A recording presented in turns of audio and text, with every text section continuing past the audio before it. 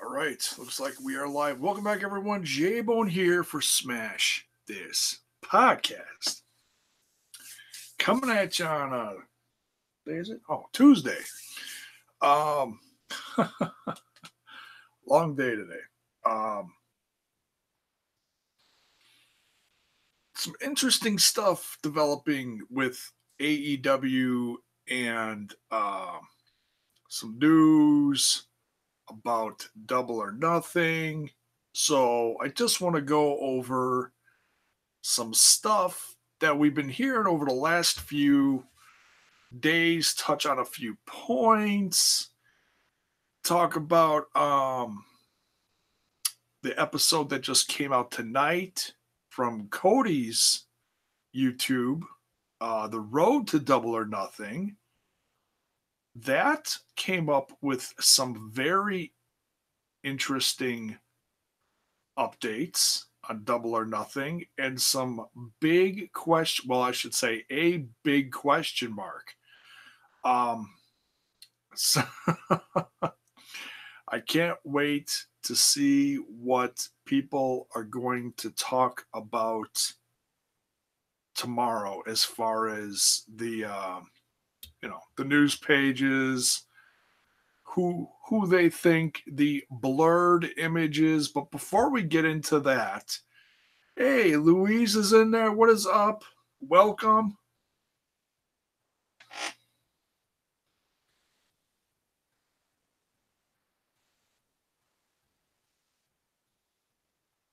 Sorry, phone's going cuckoo.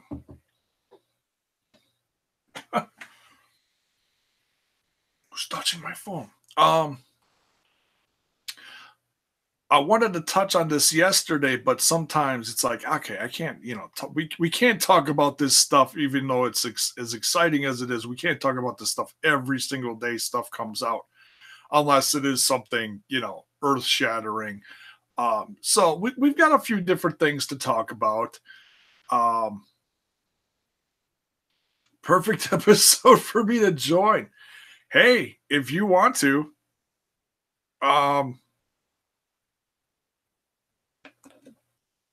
sure. Give me 2 seconds. I'll have someone pop in here in just a second.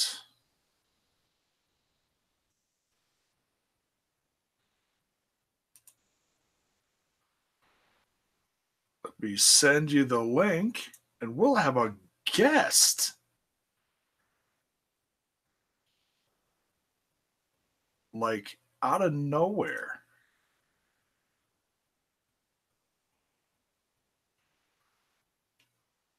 Where are you?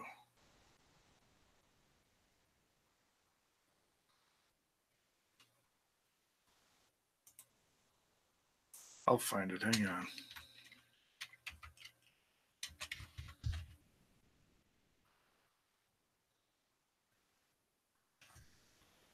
Dang it. Hang on, folks. This is literally, we're just figuring this out here. Come on.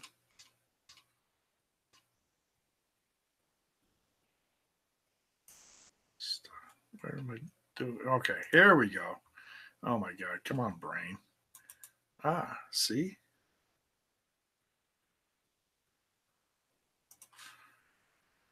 Okay.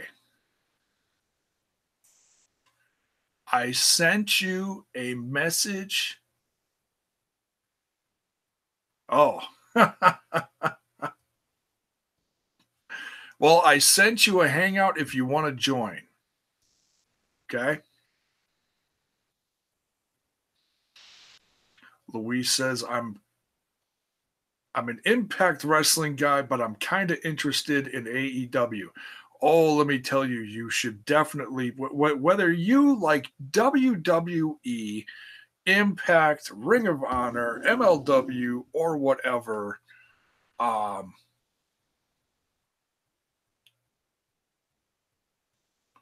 it doesn't matter. You should just at least give it a chance.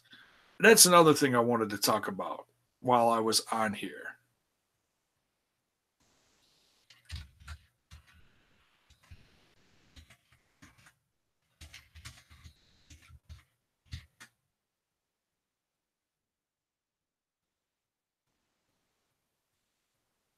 No, I sent it to your Twitter.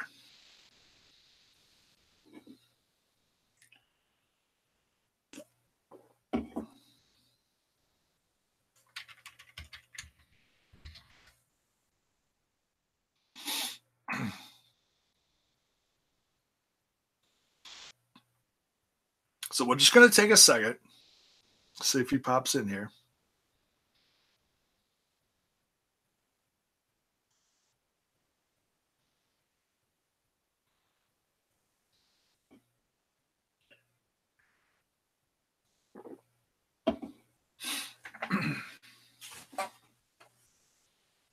We'll see if this works.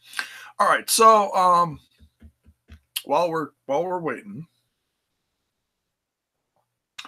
what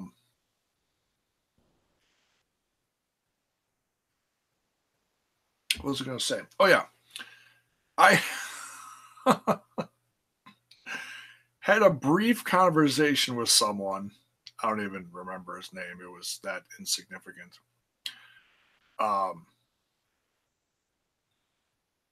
Someone said, you hitting the slim fast? No, just diet do. No, thank you. Oh, no, see, I shaved. No. Hello, sir. No, just what is up? How you doing, buddy? No, thank you. Oh, no, see, I shaved. Turn down your what you're watching. Turn the volume down. Hello, sir. What is up? There we go. Because I can hear myself in here. What is up? Welcome to Smash This Podcast. It is an impromptu good to be here at the 0 hour.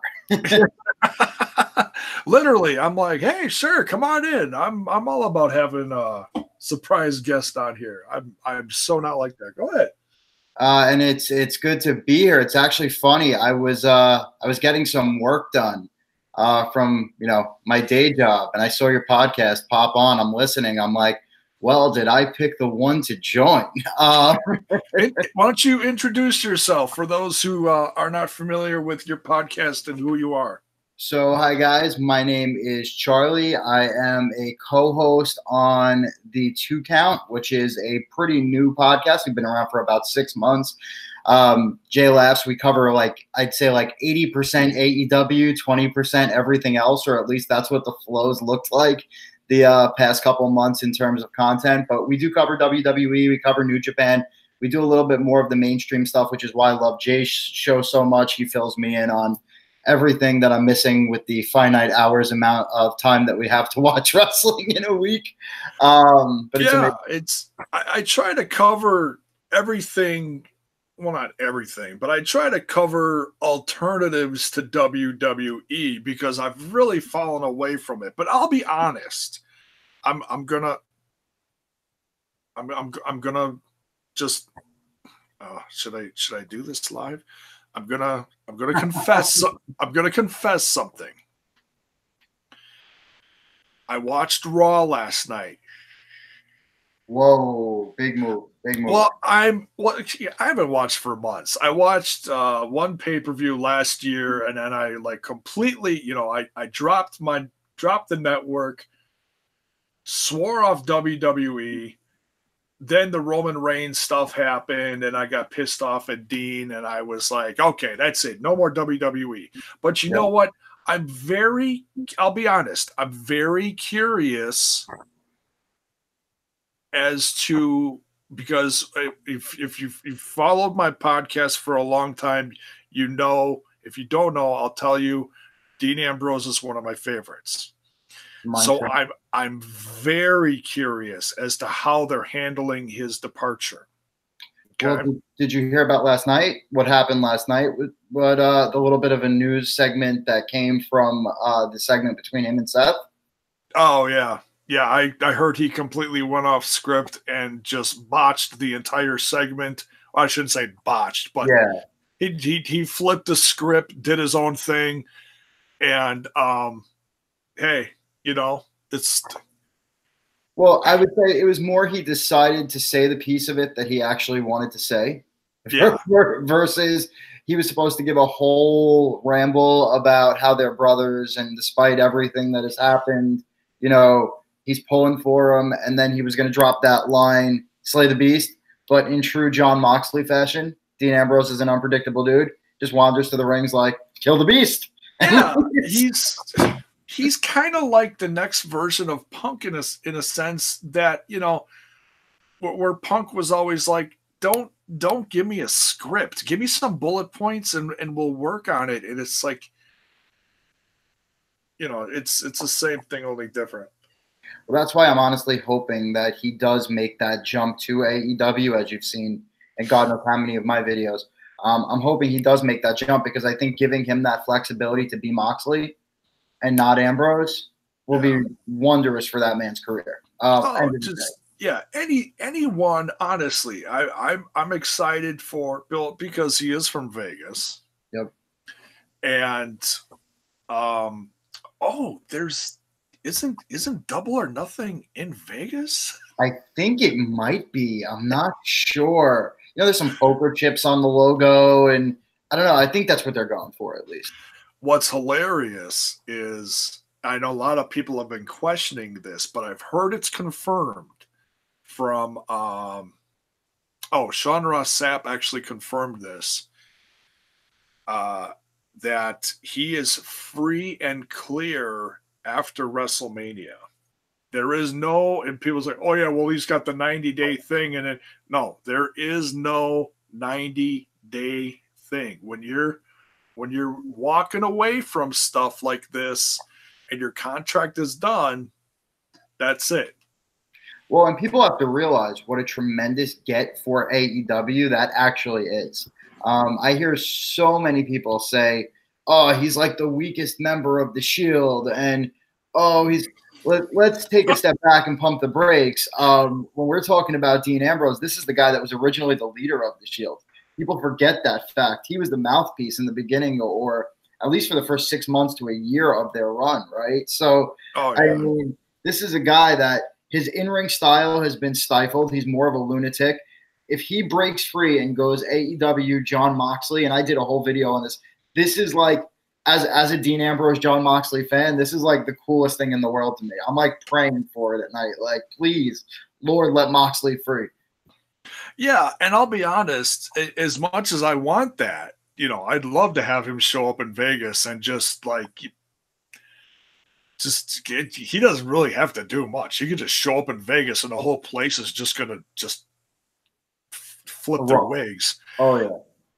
But I'll be honest, one of the first people to react to the news when it did break about that his contract is up after WrestleMania and that he'll be done then, and WWE wishes him well and whatever. One of the first people to respond to that is one of his old tag team buddies, Sami Callihan. Now, I had wondered so everybody was telling me no. I thought Impact was definitely a viable avenue for him to go because, sending him as part of OVE would be pretty damn incredible to me. Him and Callahan would just be a whole other level crazy. But it just comes down to, I think, who's going to throw. I'm not saying he's a full money guy. I think creativity will have a lot to do with where he goes and the story that they have for him. But I think it would be tempting to be with his friend, but I think AEW can give him the bigger role right now than Impact can. Yeah, and honestly, if I was him, I mean, it's so hard to predict what the hell he's gonna do. He really is.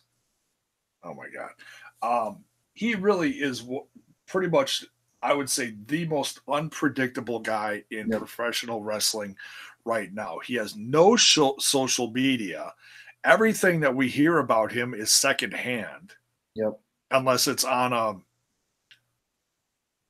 documentary or interview at a radio station or something. It's really hard to tell what the hell he's gonna do. I mean, at least he has options. A lot of people are gonna be gunning for him. Some people think he's just gonna quit the biz. I don't think that's it at all. Anything that I've heard about Dean Ambrose, about Jon Moxley, or let's just go by Jonathan Good because I don't know what he's going to be called.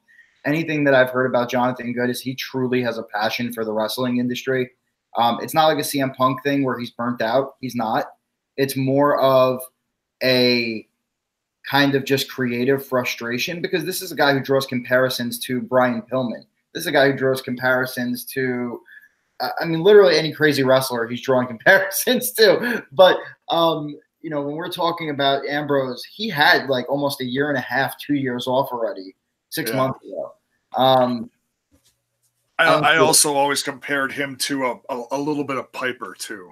Oh, yeah, Piper a little bit also. Damn it, I really miss Piper, who doesn't, man? And I think the best promo I ever saw Ambrose cut, and people forget how good this feud was, but the original Seth Rollins Dean Ambrose feud right after the Shield disbanded, and he cut that promo the following Raw where he's like, "I'm going to take your nose and I'm going to put it where your ear is, and I'm going to take your eye and I'm going to put it in your mouth," and like he was literally just talking about dismembering Rollins' face. It was one of the most amazing programs I've ever seen. Yeah, I remember that. That was funny. Paul Nelson in the chat. What is up? He says, what network will AEW be on? A lot of people think it's going to be Turner related. That's why I did the WCW spell out Bret Hart style. Yeah. I saw that on my little your icon. Yeah, TBS, TNT, it looks like are the main players for that. A la Brett. A lot of people are saying Moxley, speaking of, should do that. They should put him in like the Andre the Giant Battle Royal, and then when he gets eliminated, spell out AEW as he's walking away. Oh, that's funny. I have not heard that. That's good. That is rich. So, I mean, go ahead. No, I was just to answer his question, one more point. Yes, Turner is the one everyone's talking about. It makes the most logical sense. The name of the show is going to be Tuesday Night Dynamite in throwback to Monday Nitro. Remember, as much as this isn't about the legacy of WCW, for Cody Rhodes, this is very much about the legacy of WCW. He's trying to do what his father couldn't do. Now he gets held back by the Bucks a little bit, but I think for him being on TBS and TNT is really big. It's very interesting. As exciting as it is to like, okay, what's their next move? Who are they going to get? If you dig really deep into this and just think about it for a second, there's people that are already, shitting all over this because of it started out 3 executive vice presidents. Now there's 4. Yep. Kenny, Matt and Nick, and Cody. Yep. And it's like, wait, okay, if Marty leaves Ring of Honor in the next few months, whenever his contract is up, I mean, I wouldn't think it's actually a given that he is leaving. I think it's honestly, Ring of Honor doesn't want to lose any more people. They're going to do some big things with Marty. He's booked for the NWA Championship. Yep. I see Marty going to AEW. I do. I think they made although what's funny is when that statement was made, Marty was not in the ring. So when Cody said that we're all sticking together after All In, Marty was not in the ring. I think that was a little bit more because they were pissed at him because he went over on time. It wouldn't make sense to me that Marty isn't there. Marty's got plenty of options. Marty could go to Ring of Honor. Marty can go to NXT and be with his girlfriend, Deonna Purrazzo. I mean, there's a million places that Marty could go.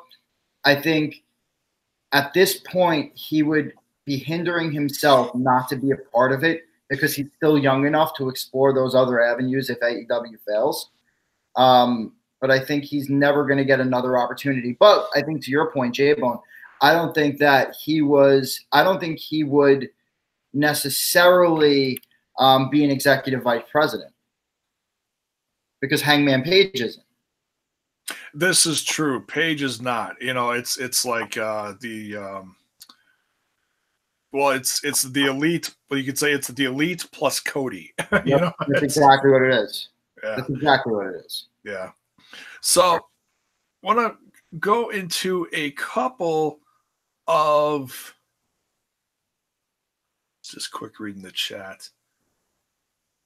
Oh, Dean versus Seth and FCW. Yeah, that was tremendous. That really was. Their first what do you say, feud.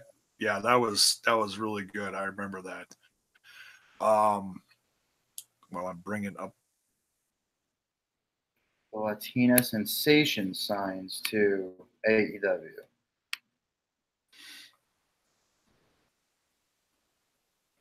Yeah, who is that? I have no idea. Can you help us out there, Demon Rocks? Demon Rocks, who's the Latina sensation? There's several out there. If you're talking about Evil, actually, my first guess is Evilise. Oh, Mercedes Martinez. Okay, that's fine. That's both.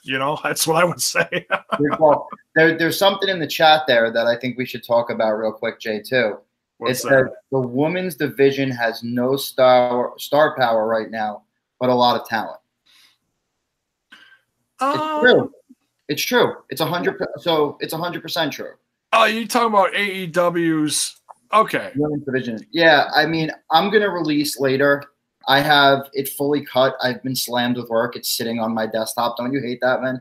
Literally sitting on my desktop. It's uploaded to YouTube. I just have to edit the meta tags.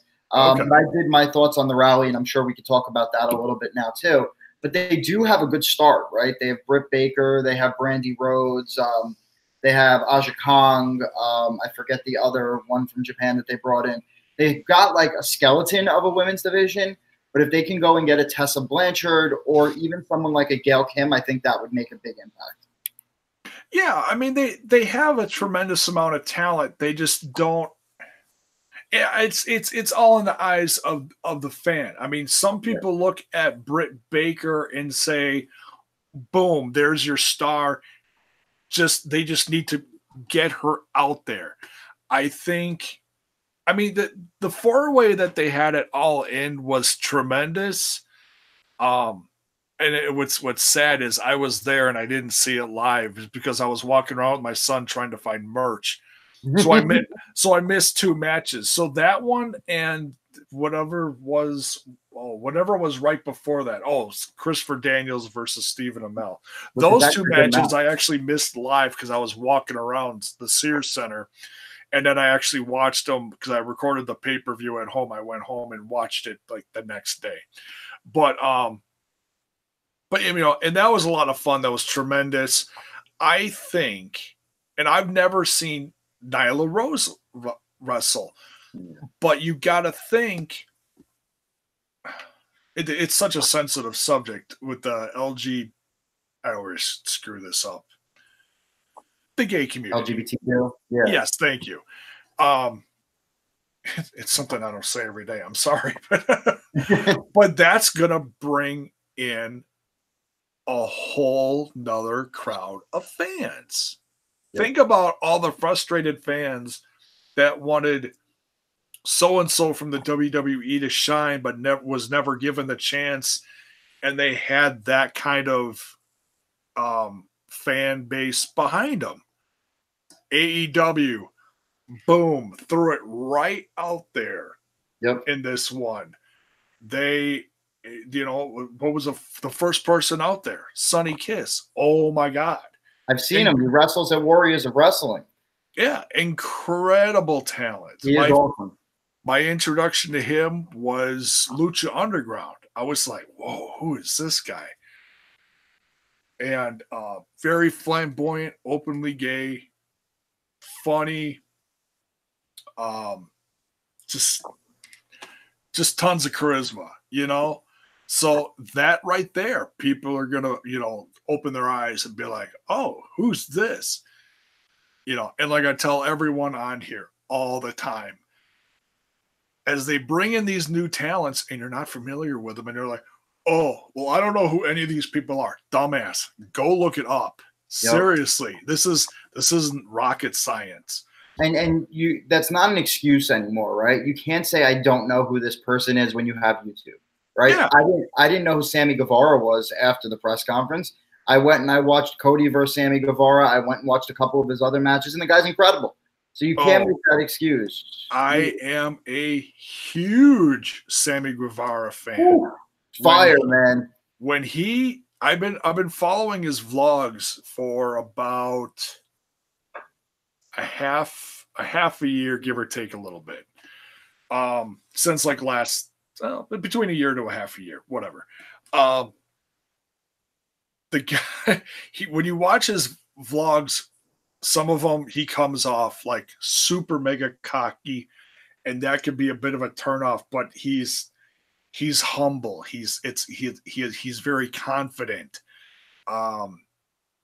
He's knocking it out of the park as far as like the Road Diaries that were started several years ago, a la like Kevin Steen. If you ever watched any of those were a lot of fun when he would, take his kid on the road and he would show where he was wrestling here and there in the indies and Ring of Honor. And it was right after that I think the Young Bucks started theirs. Me too. They probably, and that started inspiration, yeah. And it started this trend of people doing their own little Road Diaries. Hell, Samoa Joe just started one. Well, and I think, isn't that really crazy? I mean, if you think about it, as AEW builds out and expands, right? Obviously, we know they're going to now weave those storylines into AEW from BTE. It's already starting. But now imagine as they start to build out their own streaming service and they get guys like Sammy Guevara who have their shows, and they can literally plug all of these talent shows for their own storylines into their programming as extensions. That's powerful in itself, and that's going to bring a lot of people to the product also. And that's going to sell that's a huge selling point for trying to get TV too. It's like, oh, okay, you guys are all great in the ring, and they're not trying to be like WWE, but there's got to be some kind of entertaining factor to it too. Well, boom, you've got a YouTube channel that's blowing up insanely. That's like evidence right there. It's like they're a social first content production company that happens to have a linear television program. That's basically what it comes down to. It is. It totally is. And all right, so here's a link. This is yesterday? Yeah, this is yesterday from WrestleTalk.com. I don't listen to all their stuff. They got a YouTube channel. They got a news site. If you ever listen to their YouTube channel once in a while, their Ollie Davis, man, he is one funny guy. I love listening. They're interesting. I go up and down with them. Some days I like them, some days they irritate me, but it all depends on who's delivering. It's you pick and choose what you want to listen to, and oh, this guy's gonna be on. Oh, and now it's El Fakador, and he's kind of goofy too. But I brought this up. This is very interesting. And this was an exclusive that they got, which is interesting because you don't hear about Wrestle Talk getting many exclusives. They usually pass it down 24 hours later from a Meltzer or whoever. AEW multi-show schedule revealed. I saw that. And there's a couple question marks in here, but I'm going to go over these. We've got, the obvious one, we got May 25th, Double or Nothing at the MGM Grand in Las Vegas. Now it says that there's believed to be in the USA an unspecified show in June. Now please New York City. I'm going, please New York City. Please New York City. All right. Are you from the Staten Island? Yep. Okay. Gotcha. They got July 2019 unnamed show in Jacksonville, Florida, with a portion of the proceeds going to anti-gun crime charities, which I think is just tremendous. Yep, that one's confirmed. Yeah. Just no details as far as, but they said it's going to be in Jacksonville, Florida. We just don't know exactly where or exactly when. But the proceeds point is going to be a huge draw for that. That's a community-based thing, bringing people together. That says something. Oh yeah. August 2019, Royal Albert Hall, London, England. Starting out with the international dates. Interesting. I wonder if that is to put a stake in the ground with a UK-based promotion that they're going to form a partnership with. That's yet to be announced. That could be. I mean, they got the OWE with the Oriental Wrestling Entertainment. They got AAA down in Mexico. Why not? Yep. And that also, they've been doing this kind of, we're not pissing in WWE's backyard, but we're pissing in WWE's backyard type of approach right now. And WWE's been aggressive in the UK. That is some statement to make if they partner with someone out there. Well, yeah. And it's, people complain that, WWE is scooping up all the talent. Well, and then there's, if you don't make it in the NXT UK, then that's it. There's nothing else. Well, there are other places, but at least now you've got another big company going there looking around. Yep. And there's still a ton of talent in there. August, and then September, I was excited about this. It says All Out, the official sequel to All In, and the full launch of the brand prior to TV tapings beginning. We understand that while not yet confirmed, this is again likely to take place at the Sears Center in Chicago. I honestly think as this grows throughout the year, they should go bigger. As much as I think the Sears Center is cool, I think they should go a little bigger, like Allstate Arena or something like that. Allstate would be cool. My question for you is, I'm assuming you're from Chicago. I'm actually just outside Milwaukee, Wisconsin. That's but right. You're close. You're straight close. North. You're close. You're the different tri-state area. We've got one on the east. You're the central tri-state. The Midwest. Yes. I'm wondering if they're able to go into a place like the Allstate Arena. WWE has a lot of exclusivity deals on arenas, and I'm wondering if that's one that they have one on. There is limitations in terms of major arenas that can contract wrestling promotions, and Allstate does so many shows with WWE. I wouldn't be surprised if they were one. Is there any other major arena in the area that could potentially house more people but still be in the Chicago, In Chicago, I'm not sure, but the new Pfizer Forum in downtown Milwaukee was one of the first places they followed on Twitter, which I thought was interesting. I was like, I mean, that's perfect. It's right outside of it. It's all out of Chicago. By the way, wasn't All Out the name of Flip Gordon's party? Like, why wouldn't they just call it All In too? Oh yeah, that was that. And that's funny. That is funny that they would name it that. That's what they wrote. Yeah, that was actually the phrase on shirt. The Flip shirt for the event. Yeah, that's funny. And then there's one more here. It says October 2019 weekly television starts. So my guess is they'll announce the TV at Double or Nothing as they prep for this and continue to grow the brand internationally. Yep. That's a guess, but that would make sense. Well, what I credit the Elite for is they've built out, and I'm in marketing, or I don't know if I've ever told you that I'm in marketing. Oh, okay. Yeah, I'm in influencer marketing, ironically enough. What they've done incredibly well is they're doing almost like a breadcrumb approach of information, right? They give you it's like they're giving you a bag of potato chips and then dropping one at a time on the floor, right? And no one can eat just one potato chip. So what they're doing is, here's a bit of piece of information, and you're like, oh, come on, I need another one. Come on, I need another one, and then throw another one, right? Who knows when they're going to drop that TV news? I think they're just going to keep giving us potato chip by potato chip in weekly episodic programming, which is pretty cool. Oh, yeah. People are waiting for these episodes like little piece. Ooh, another piece of candy. Ooh, another piece of candy.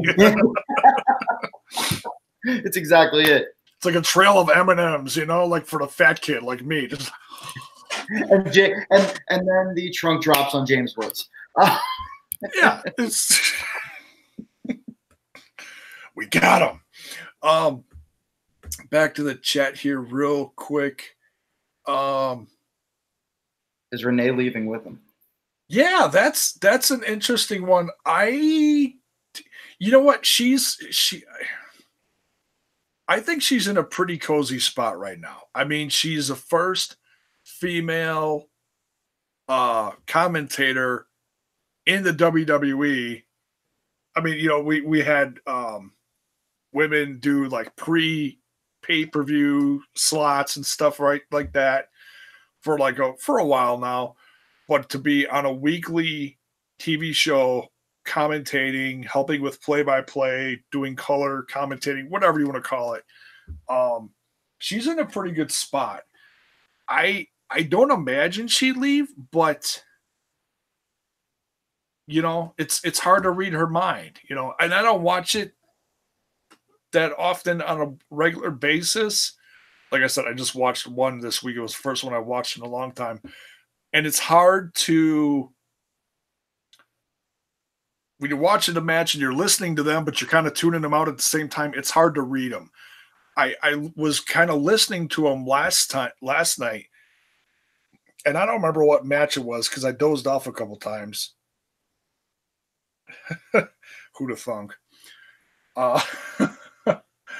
But it literally sounded like somebody was getting something fed in their ear, and they were saying a little bit at a time, and then another part, and it was like, oh, and I think it was Graves, and he's better than that. Yes. It was right after Renee said something, and it was like it was supposed to be his comeback to that, and I'm like, I'm just really happy that the awkward asking Renee Young about Dean's mental mind state will be going away. That was rather irritating. Hey, Renee, you live with the man. Why can't you tell us? And then Renee's like, I don't know. He kind of keeps to himself. Well, that's going to be a successful marriage. Like, what is this? Right. Yeah, it's hard to see him in that kind of environment, like with her. And I guess they put it on a little bit in the hell's that show? Total Divas. Thank you. Yep. Total Divas. And I know he was on there a few times, and it was like, and I never watched it, but you see clips on social media and stuff, and it's like, whoa, Renee's with Dean on Total. Oh, that poor son of a bitch. He was like, and he's it's just like Daniel Bryan being on Total Bellas. It's like fish out of water. It's like, what the heck am I doing on this show right now? Oh God, it's so funny. It almost seems like Daniel Bryan is a little more cozied into it, but that's because Brie absolutely wears the pants. I mean, really. Well, she has her definite things that she's into. Yep. And he does too, and it's a give and take with them, I think. So it's kind of funny, but they both have a ton in common as far as anti this and pro that and what. I'm not going to get into all that right now, but it's just vegan lifestyle and breastfeeding. they're two pieces. You know, the belt he's carrying. I read something the other day, like, oh, well, she's like full on PETA, and someone from PETA was talking to her about how could you be married to a man that carries a leather belt? There was something like that, and it's like, oh, Jiminy Christmas, are you serious? Are we really gonna go there? It's like, I will say, I do like the touch of him coming out with a hemp belt. It does fit the character perfectly. I hope that they roll it up and smoke it when he's done. But I can't. You know, I think it does fit his character perfectly. I think that's a riot. My wife went to a smoke shop with her daughter last week, and my wife, she has fibromyalgia, so she's been looking into like CBD oils and things to help her with her pain. Well, apparently her daughter, my stepdaughter, bought a pack of hemp cigarettes. And I was like, I don't know shit about hemp, but I know that people make a million different things with it. Yeah. I was like, wait, so all this time, for all these years, I was joking about, oh, I'm going to go smoke this tapestry on the wall because it's made of hemp. I was like, wait, so you can? I think there's a little bit to that, but yes, I mean, technically. I was like, oh, so yeah, so now Cassie didn't like him, so she gave him to my wife, and she's like, look what I have. And I'm like, all right. And she quit smoking last year, and she's been doing this vape thing for months now, religiously. Yeah, I know the feeling. Yeah. My wife keeps dropping hers and getting new ones. It's like, well, the struggle is real. Like, you randomly lose them everywhere. I've got like 1,700 of them in my house at this point, somewhere in with the little bits everywhere. Yeah, with the little cartridges hanging out. I have to say, I'm going to look at his name right now in the chat. To the W, who threw up an RVD 420. RVD would actually not approve of this message. He would be saying it's THC or nothing. So RVD not. That's funny. That's funny. Cesaro.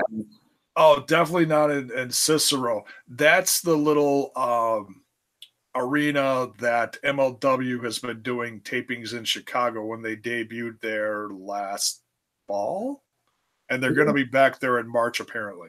Isn't Cicero like a Little Italy section of Chicago? Someone had explained to me that it's like a town.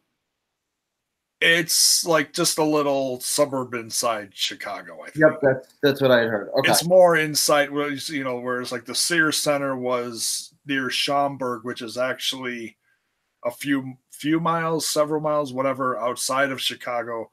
This is actually in Chicago, from what I've heard. No, that as cool as that the Chicago tapings were, there's no way you'd need like 10 of those. Not big enough. It's not big enough for AEW. Yeah. Nice tapings though. I mean, it looked like they had a really decent sized section of bleachers and then sides. Yeah, but I think MLW maxes out at like low end few thousand, right? Like maybe 1,000 or 2 max. Yeah, I mean, this depending on the size of the place. The what's that hall in New York that they were doing tapings in on a pretty regular basis? Oh, I know which one you're talking about. It's in Queens, right? The same one that Impact did a show in last year. Not the Manhattan Center. Not the Hammerstein Ballroom. It's in Queens. It is a ballroom, but yeah. Melrose Ballroom, is that it? Thank you. Right. Yep. Thank you. Yeah, and that place doesn't look like it holds very much. As far as all their different tapings, that honestly looks like it's the smallest, but I could be wrong. It's hard to tell on TV. I mean, looks like it's pretty good. They've got a great product. There's no denying it. I love MLW's product from what I've watched. It's just I don't think they're thinking the same wavelength as AEW right now from a sizing perspective.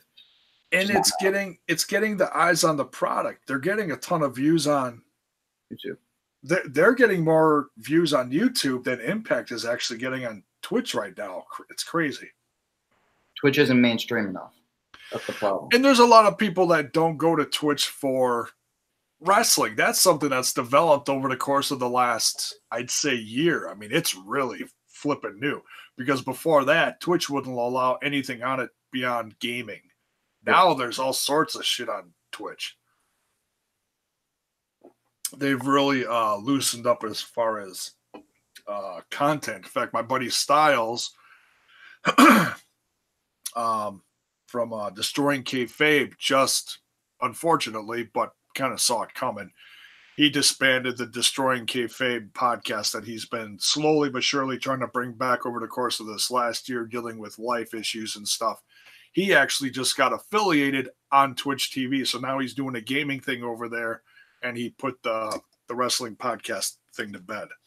So, but I was like, oh, you got affiliated. And I'm sitting here trying to get, subs on YouTube because I got unmonetized. It's like, it's tempting. But I have no clue what I would even do on. So we need to band together, Jay, and we'll form our own channel on Roku. That's where it's at. If you could build out a Roku channel, that's where we monetize big time, buddy. Just throwing that tip out there. I've heard of Roku. Roku's like that streaming stick. It's not the most popular anymore. Amazon Prime is, but still has a ton of users. And they've been saying that it's easy to build out a channel. So, maybe future collabo, smash this 2 count, going to Roku. Smash the 2 count. There you go. Nice. Coming to a Fire Stick near you. I don't know, whatever. Roku channel near you. They're built into a lot of televisions too, which is why there's a lot of viewers.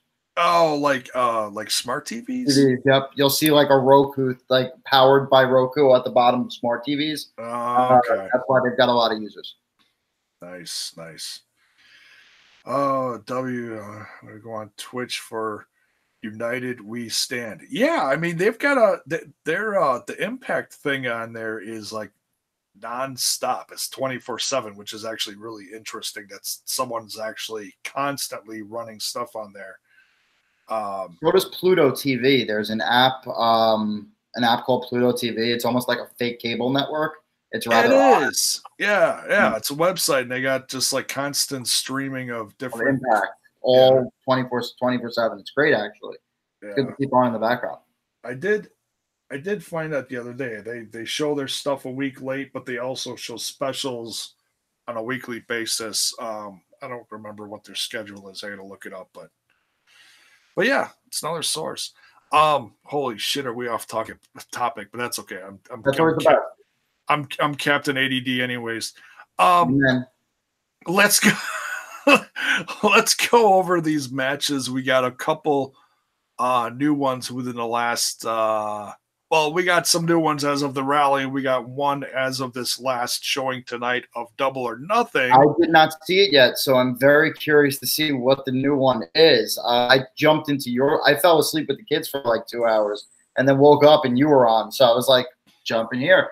So I didn't get to watch it yet. Tell me. We'll talk about it. Okay. All right. I'm sure you kind of guessed it, but we'll go over the known ones first. Anyway, okay. Cool. This. We got Kenny Omega versus Jericho. That was really big. That ended the whole event. That was made official in the last 24 hours. Yep. The picture came up and being the Elite. Right. Pac versus Hangman Page. That was like the first one from like a month ago.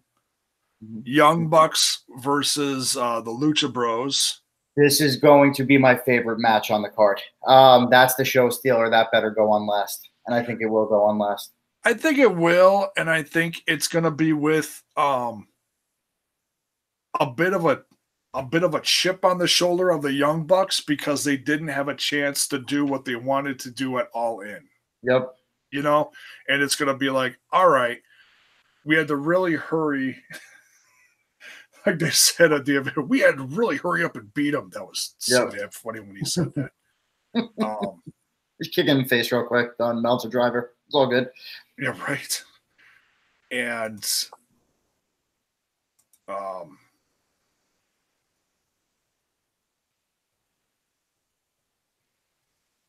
sorry.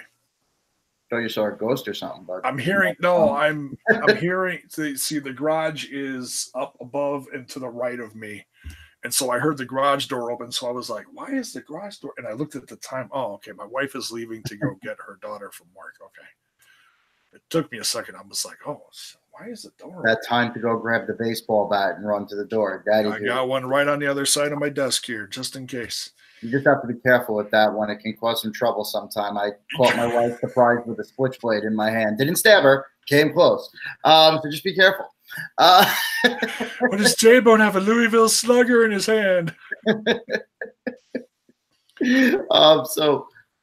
the Bucks versus the Lucha Bros, at All In, I remember them clearly saying that no one wants to go on after the Bucks. So I think that's one of the reasons. And I also think the reason it will be the main event is because the Bucks have put such an emphasis on how at AEW tag team wrestling can be the main event. Yeah. And they've said that like 17 times. So to me, I think the main event is definitely 100% going to be the Lucha Bros versus the Bucks. And it's going to be a great match. I don't see why not. It definitely will. And even though it's already happened on did it happen on the boat, the Jericho Cruise? I don't think it did. I don't think that happened on the Jericho Cruise. I know there was a couple different ones that happened that we didn't see on the Fight Network stream because it was a several-day event and there was wrestling several of the days. Yeah. Like, there was like LAX versus Young Bucks. None of us got to see it. Stuff like that. That would have been amazing to watch, too. I'm kind of pissed we didn't get to see that. Yeah. Maybe they'll release it one day on like an AEW network or something like that. Someone's got the footage. Someone does. Oh, yeah. Impact probably has it. Who knows? Yeah. So then there's this one will be interesting. This will be a lot of fun. SoCal Uncensored, Christopher Daniels, Scorpio Sky, and Frankie Kazarian versus OWE, SEMA, and two unannounced tag team partners from OWE. It's going to be a good match. Yeah.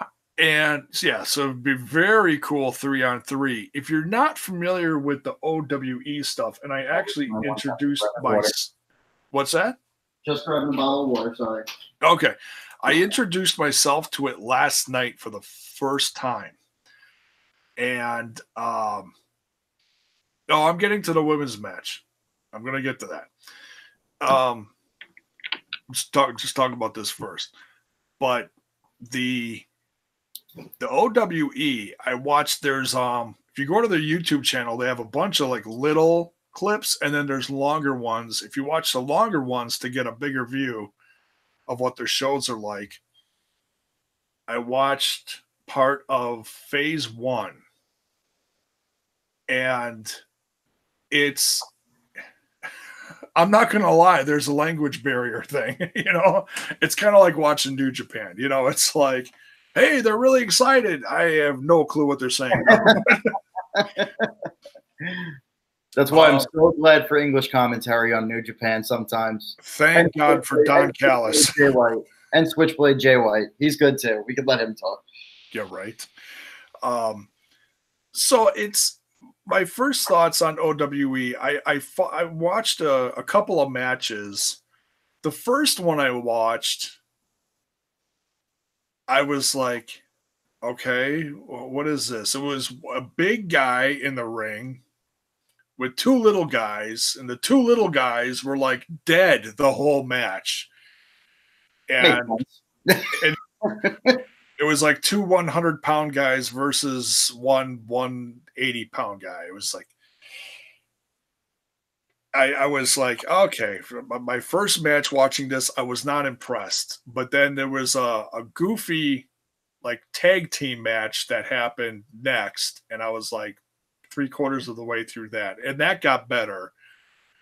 What I'm waiting to see is like some of the stuff that they showed in a little clip at the press conference. That's what I'm waiting to see. So Jay, what I would recommend for you there is look up the big names on the roster. That's kind of what I did. I didn't just go to their channel and start watching down. Okay. People had talked to me about like T-Hawk. I think they're called the Strong Hearts. And I literally just started watching their individual matches and clips of those matches. This guy, T-Hawk, they compare to Kenny Omega. They say he's like the Chinese version of Kenny Omega. His match work was that solid. So I would check him out. I think, remember, these partnerships are really going to be like talent exchanges. So you're going to get like 4 or 5 of their wrestlers tops, maybe 3 or 4. Yeah.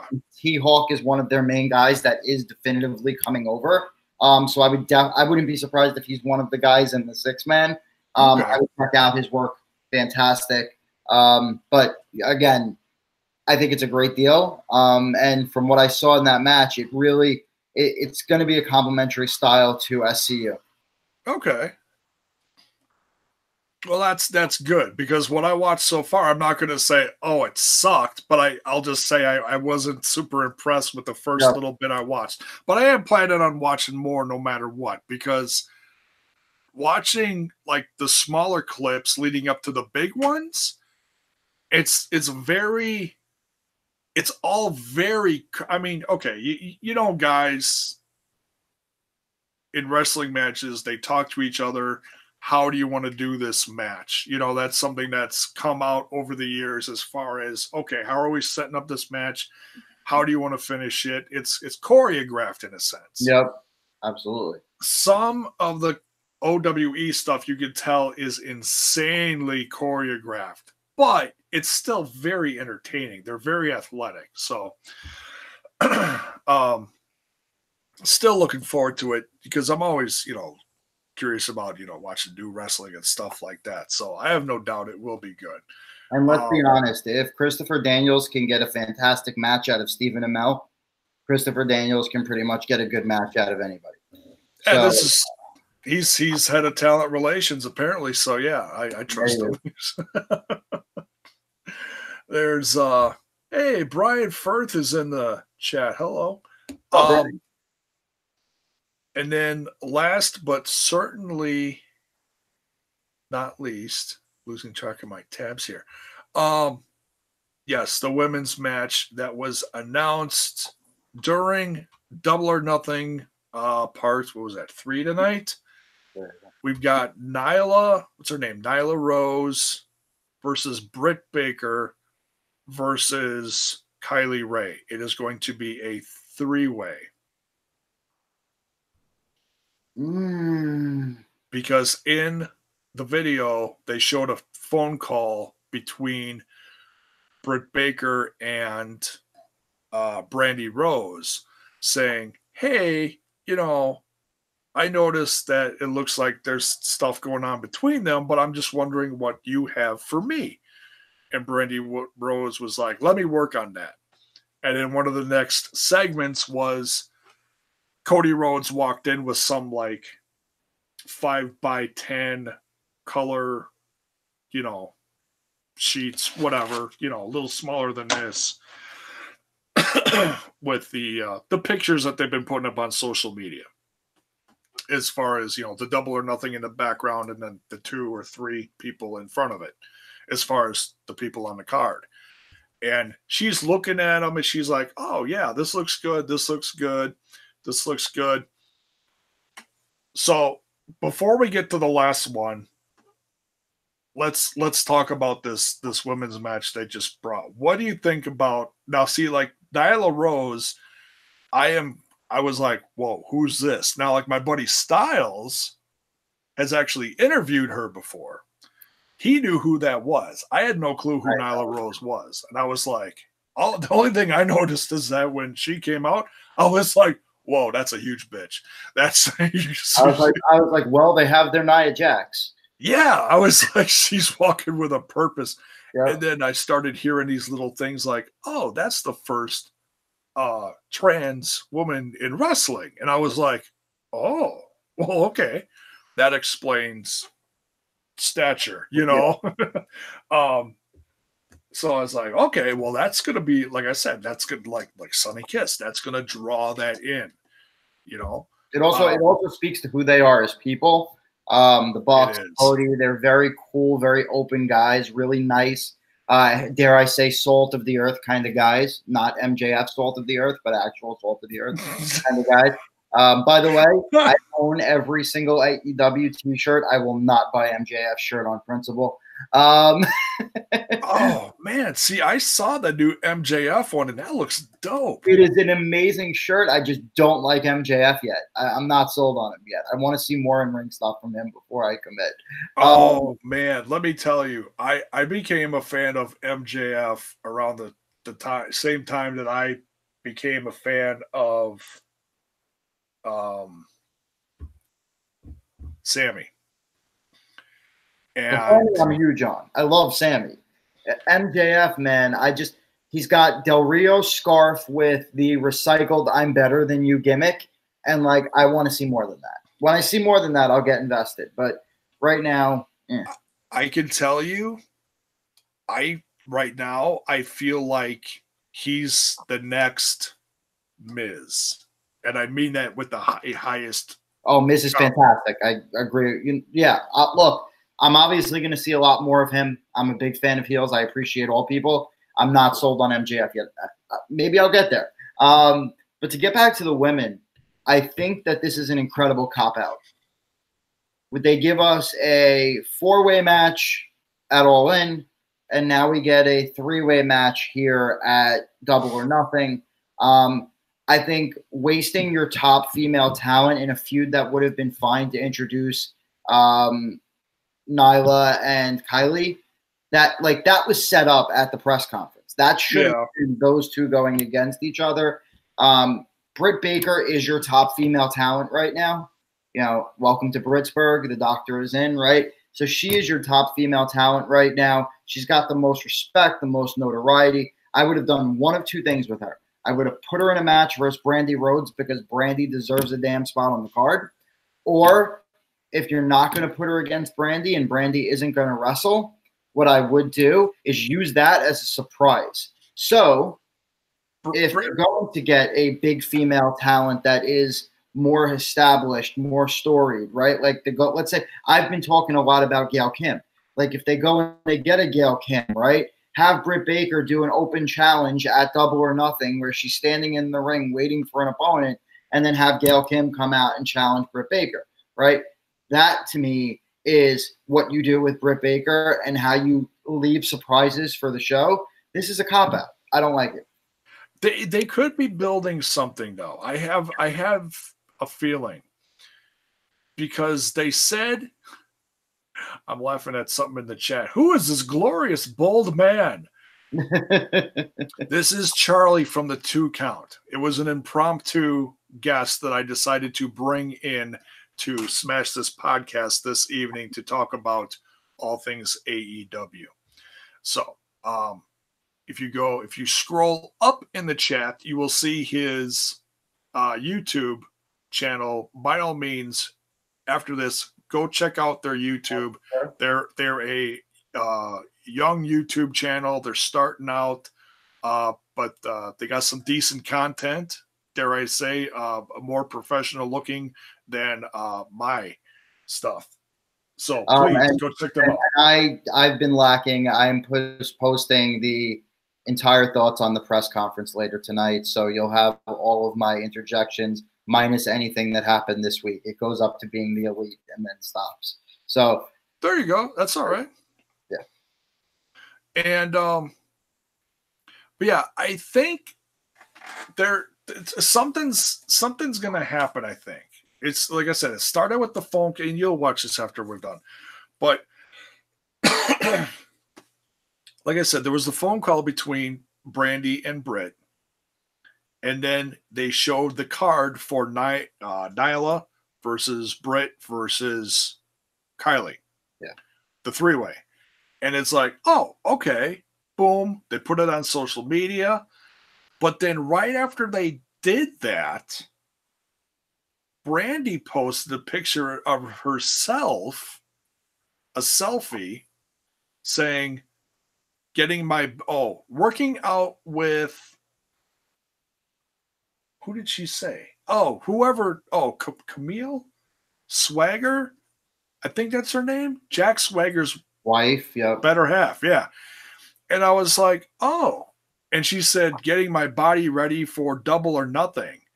But she said in the road to Double or Nothing tonight that I'm focusing on the girls.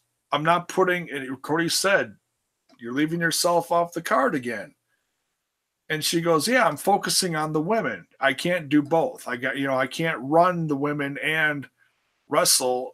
She said, I'm paraphrasing, but she said something to that effect. So I was like, oh, okay. So she's not going to be a part of this. All of a sudden she puts a post on Twitter saying, getting my body ready for, I can't do it. She's 10 times more sexy than I am. But she's like, getting my body ready for Double or Nothing. And it's like, I posted the gif of one of my favorite gifs to use, Ric Flair falling down. Because she's just stunning. By the way, this is very WCW of us right now. You're right. Woo! I mean, this is a WWE shirt, but it's classic Flair. Yeah. So yeah, I don't know if she's swerving us. I don't know. It's kind of hard to tell. I think it's planning to wrestle one of the Japanese wrestlers. Maybe she's planning to wrestle Aja Kong, or because she's wrestled them before. So maybe she has. When she was in Japan wrestling, yeah. Oh, see, I didn't know she was in Japan. She said she's been scouting females across the world. She was the one that brought Sonny Kiss in, actually, ironically, and you'll see this in my video too. When I met Brandy, and I put this snapshot of Brandy in, I'm playing with some effects in my videos, the benefits of not being live. Okay. When I met Brandy, Sonny Kiss wrestled at that event. So I'm wondering if those seeds were planted there. But they've actually been using Brandy as another means to go and get talent. And I believe she met Aja, and I can't remember the other person's name. It's got a lot of Akis in it. Sakazaki, I believe, is her last name. Yeah, it's got a lot of Akis in it. She got Aki in the front and back, I think. But she's going to be wrestling. I think that Brandy might wrestle one of them. But I really think that, again, back to the women's roster, they need that strong talent and doing like an open challenge kind of, hey, I'm here, come fight me, whether it's Brandy, whether it's Britt. I think they need that for the show, especially if they're going to put themselves out there with like, we're a resource for women's wrestling. And we know Sasha Banks is going to go there eventually, but she ain't cleared by Double or Nothing. So they got to come up with someone big. I'd love Tessa. But. See, and I was thinking about that. I've been hearing these things about Sasha Banks, that she's unhappy. Yep. And yet part of me, and I was talking to my wife about this yesterday, I was like, I don't understand. It could be a lot of different things. I don't understand how she could be unhappy. She has been champ as many times almost as Charlotte. Yeah, it's more of a question of what the substance of those championship reigns. So yeah, I mean, maybe she wasn't happy with the hot potatoes. So it was the substance of the championship reigns combined with the fact that she's basically been sitting around for 2 years doing nothing. She feels that she's a natural heel, and she is. Her character should be a heel. She feels she's a natural heel, and they keep making her be face. And I also heard that she has an attitude problem to begin with, that she's not the easiest person to get along with. So all of those things combined, plus the treatment of some of her friends, like the Revival, like Bailey, she just hasn't been happy overall. So I would not be surprised to eventually see a Mercedes CV jump, who Sasha Banks' original character, to AEW, but she has not been happy there. But apparently all you have to do is say that you're not happy in WWE nowadays, and they'll put a WWE title on you of some variety. So Revival tag team champs, Sasha and Bailey, women's champs, Rusev, R-Truth, just start getting titles out of nowhere. Way to go, guys. It's so sad that it took all this to do something that positive for the revival. Yep, agreed. Because I mean, and now even throwing the belts on them, you got to wonder where their head is at. Are they like, yay, we've got these, we got the belts, yay, and now and okay, we're still leaving. You know, it's like it's like when your boss gives you a promotion that you had to ask for, right? It's the same feeling. It's they're happy that they have it. They're happy they have an elevated spot on the card, but they're never going to forget how they got there, right? And I still think the end will be to go. I've even heard the Usos want to jump at this point, so you never know. I've heard little things like their contract is up at Mania, and they have not re-signed yet. Same with Styles, same with Ambrose. There's a lot of guys that we just didn't know about that might make those rounds. And there hasn't been that big of an option. It's like, yeah, you can leave and go do the Indies or Ring of Honor or Impact. But if you still want that, you know, income that you're used to, not a lot of places are going to offer that. Oh, now all of a sudden there is. And this first year is going to be easy street for them. They're going to get paid guaranteed money to do 5 events and some publicity over the course of the next year. I mean, I would take that all day, every day. Yeah, and it's a growing, I mean, the company itself is going to lose money tremendously over the course of the first handful of years.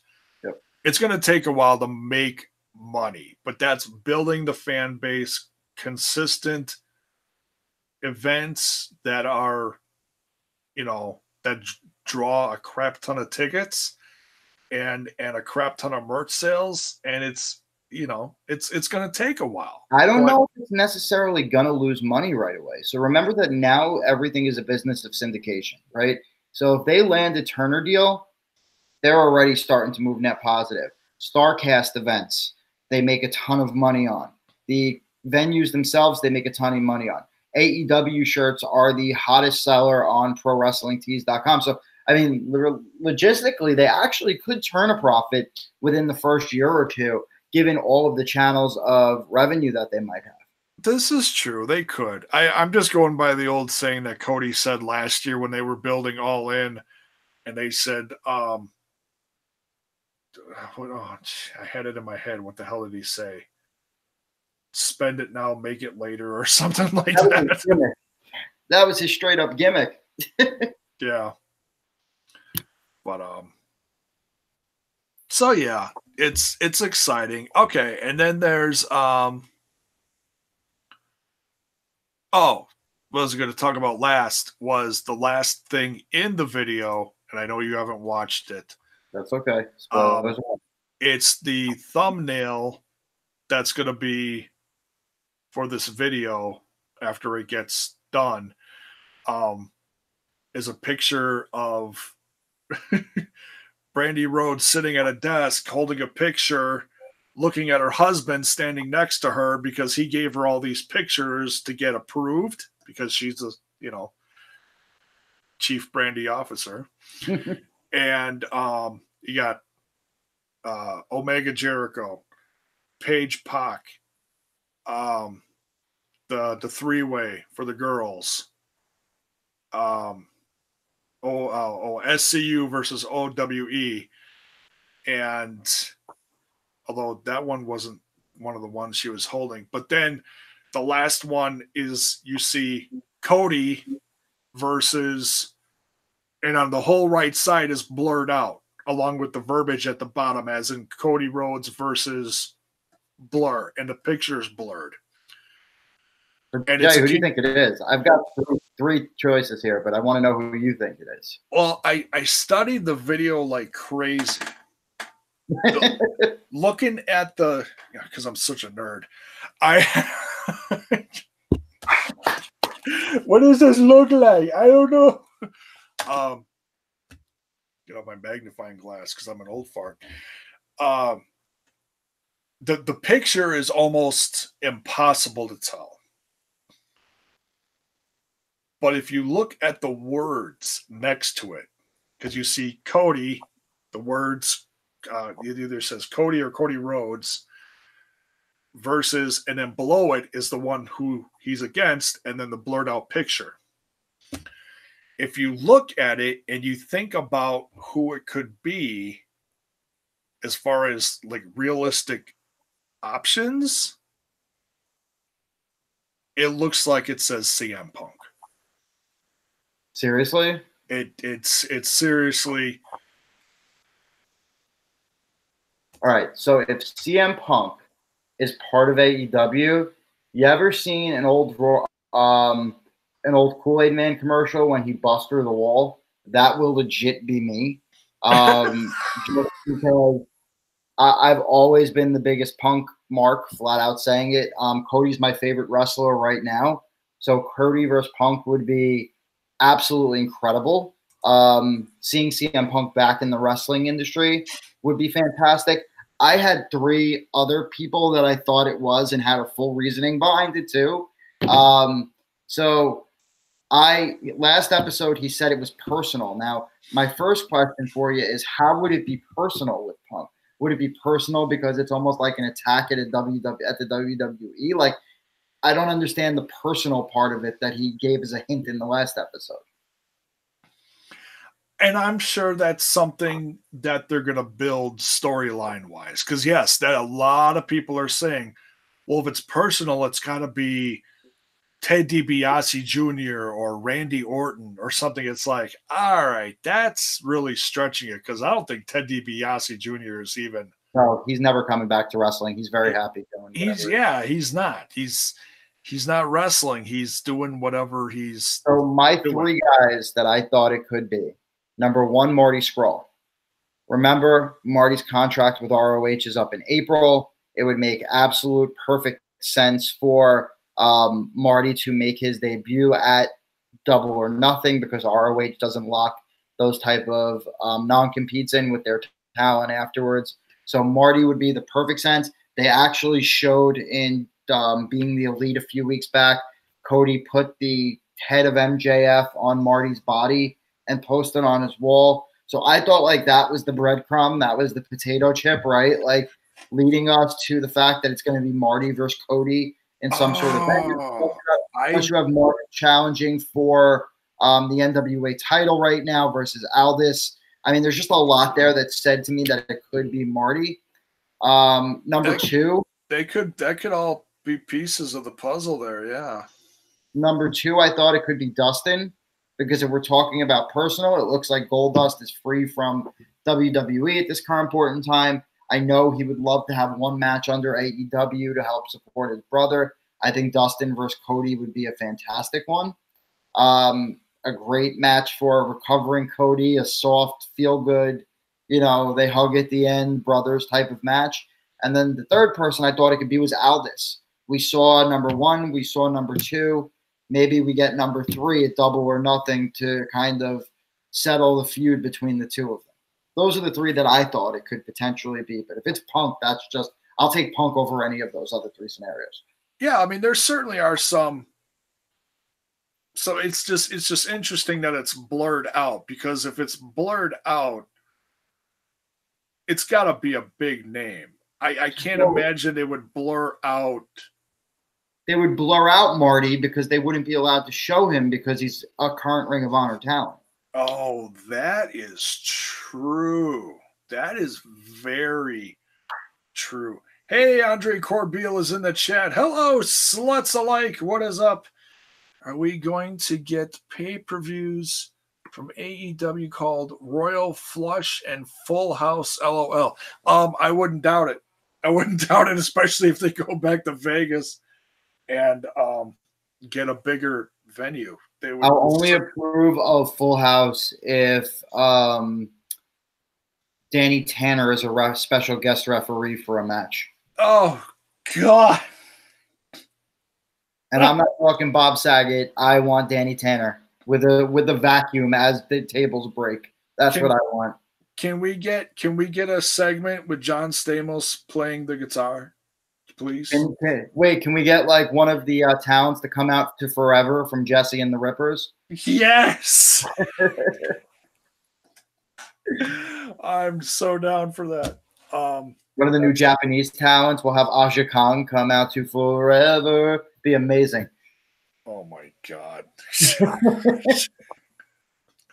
We're gonna start scaring people away. This guy's weird. Hey, listen, it's just the generation we grew up in. Yeah. Vader was on on Full House, right? You can make it cool that way. My daughters in my last marriage watched Full House like 24/7. So yeah, I watched a lot of that. And then I watched a Bob Saget concert, and I was like, not the same guy at all. did Bob Saget just say fuck? So I used to work for Larry King. Yep, good old Larry King, who still is like stuck to that chair. And I actually got to meet Candace Cameron. She's as sweet as you would think she is in person. Awesome person overall. I saw her. My wife was addicted to Hallmark heroin. I called it. It's accurate. The Christmas, the nonstop from Thanksgiving to Christmas Hallmark Christmas movies. I think Candace Cameron was in at least. Oh shit! I don't have enough fingers. I really don't. I don't even have enough toes, but I think they recycled the same like 5 chicks throughout like at least 60 dozen Christmas. Easier than making phone calls to get new talent. We'll just use the same ones over and over again. Oh my God. I think Justin Demon Rocks Hall over there just made a really interesting point. Oh, let's see here. I'm willing to bet AEW will buy high spots and pro wrestling tees by the end of the year. Is that what you're talking? Oh, and use high spots to launch their streaming service.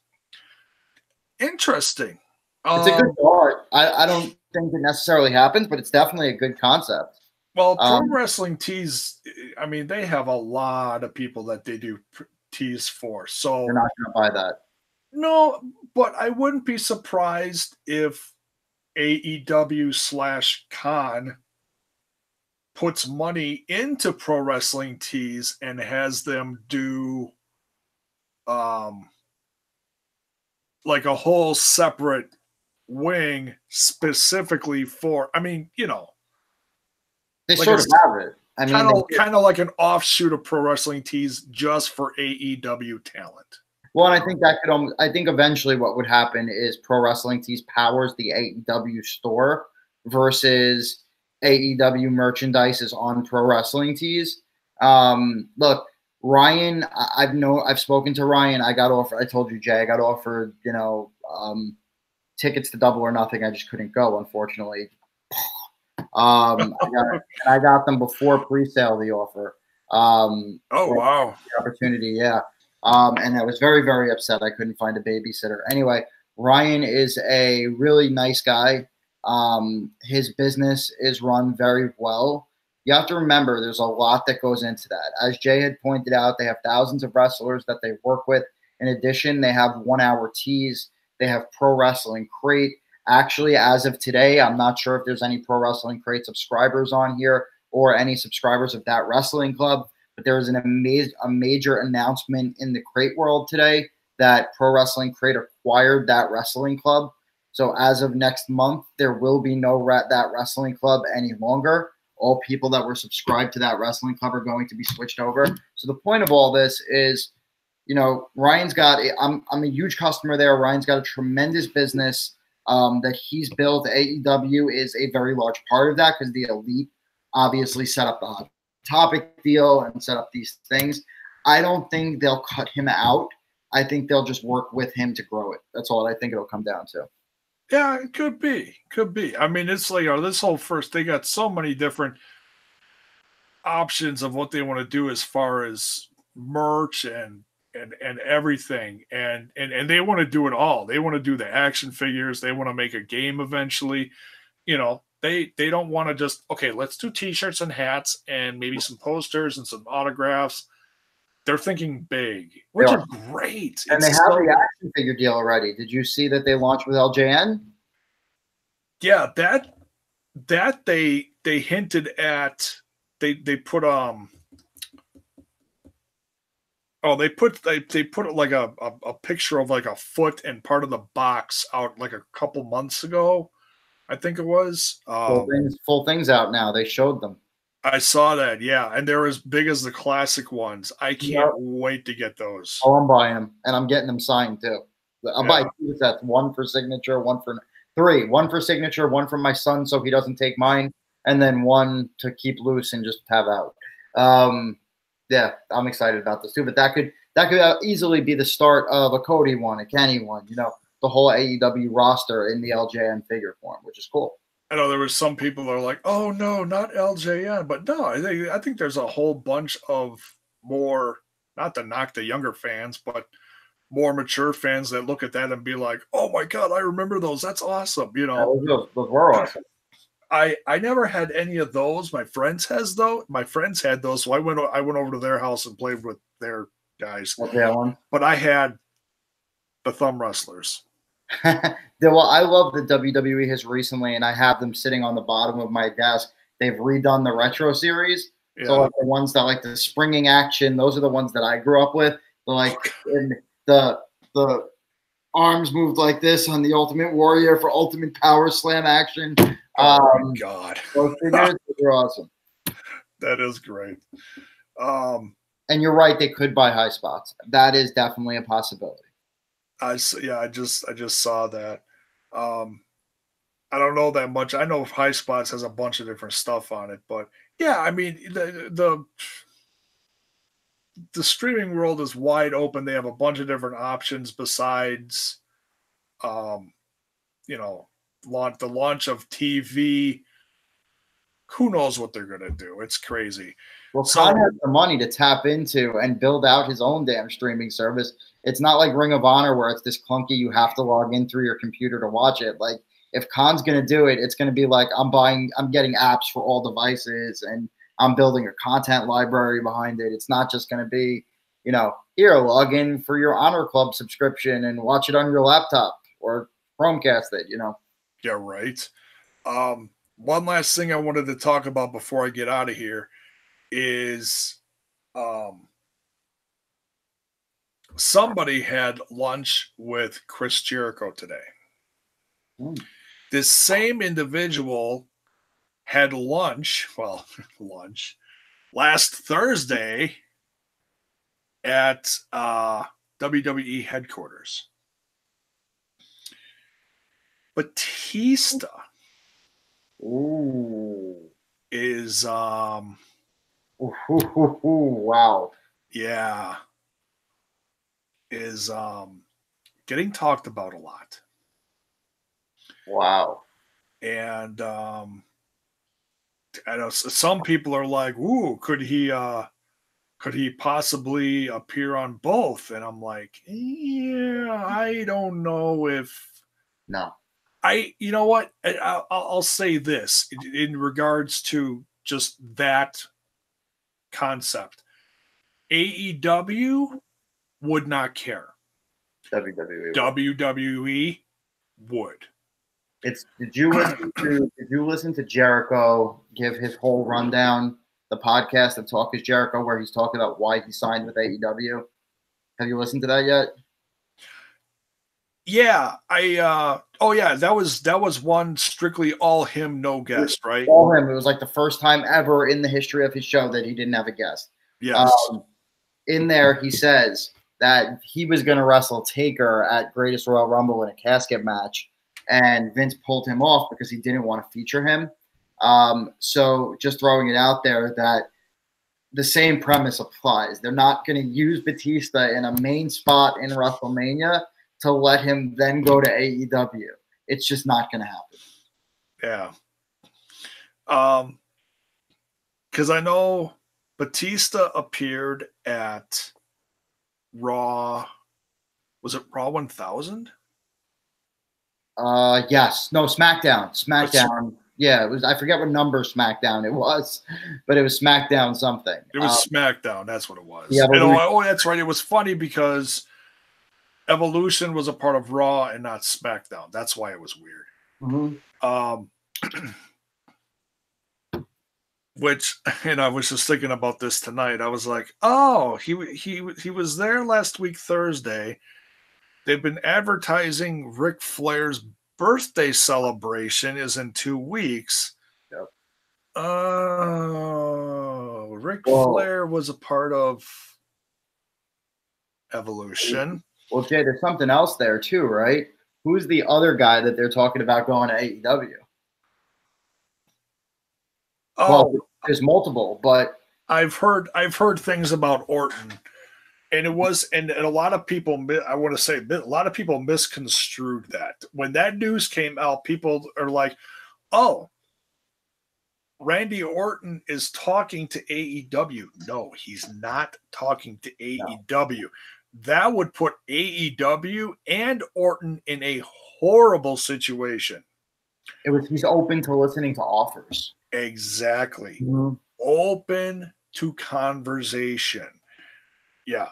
I mean, and Sean even confirmed that with guys from AEW. They're like, no, we are not into contract tampering. No, So and that was one thing that actually came out about Ambrose too, is because, okay, you look at a guy like, Orton, as much of a wrestling legend as he is by some. So, some people think he's just going to use it as a leveraging point to get more money out of the WWE. Like, well, yeah, I could go over here, so you got to pay me more. And apparently, someone in the meeting with Ambrose accused him of the same thing in their discussions with him during Royal Rumble weekend, which is also a sending point for him to walk away. So, very interesting. I think to me, with Randy Orton, that dude needs something. His character is such a talented guy. I'm not taking anything away from Randy Orton. Still gets a pop wherever he goes, but his character has really suffered over the years. The Randy Orton moniker is kind of true. I'd like to see him get the ability to make people bleed, to kick people in the head again, to really just go nuts. I think they need that. So I'd like to see that. And as for Batista, which was, I know, really the talking point I segued to. It's okay.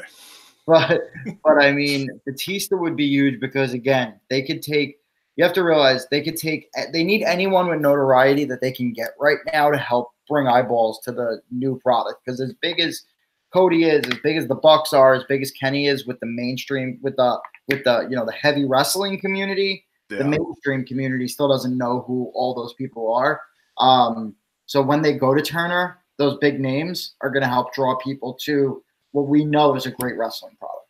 Oh yeah, and Chris Jericho signing with them was a huge head turner.